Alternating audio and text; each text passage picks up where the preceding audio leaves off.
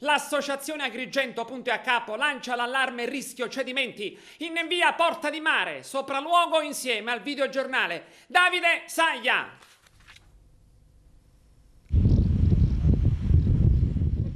La valenza storica di Agrigento la si può riscontrare in più angoli della città. A pochi passi dal comune, in via Porta di Mare, ora via Pietro Nenni, è presente una delle vecchie porte di Agrigento. La storica struttura del XV secolo, come la gemella Porta dei Saccaioli, sembra però non avere la stessa cura e fortuna di altri siti di interesse storico-culturali agrigentini. Ma la stessa cura e fortuna sembra mancare anche ai residenti della via Porta di Mare, che lamentano ormai da tempo i vari disagi. Ogni anno si perpetuano questi incendi che succedono qua in questi giardinetti, diciamo, chiamiamolo così, perché purtroppo l'erba cresce e nessuno si adempie a pulirli, e qualcuno poi di buona volontà per toglierli gli dà fuoco, e ogni anno subiamo questo fumo che entra nelle case e non riusciamo neanche a respirare. Purtroppo c'è un degrado continuo in questa via, che poi è una via principale che dà verso il comune, e passano tutti, ma nessuno si protrae per fare qualche cosa. Questo avvenimento è stato già segnalato da parte dell'amministratore, che io sono un condomino di questo fabbricato, e l'amministratore già ha attenzionato ai vari organi competenti la segnalazione del muro pericolante che è adiacente al fabbricato, ma tutt'oggi non abbiamo avuto nessuna risposta.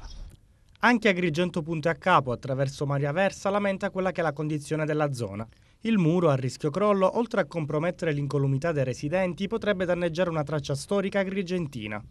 Detti muri recentemente hanno avuto un cedimento, sono crollati parte di essi nella ferrovia sottostante, col pericolo che benissimo si può intravedere e immaginare.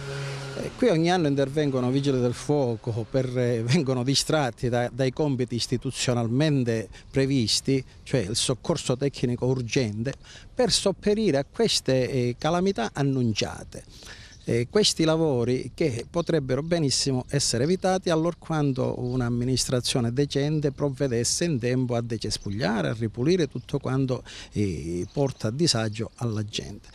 Qui c'è un angolo di questo muro perimetrale che è prossimo a cadere. Magari poi qualcuno dirà che è caduto per effetto del vento, perché Agrigento è una città con forte interesse ventoso, raffiche di vento. Questa è la giustificazione che va data.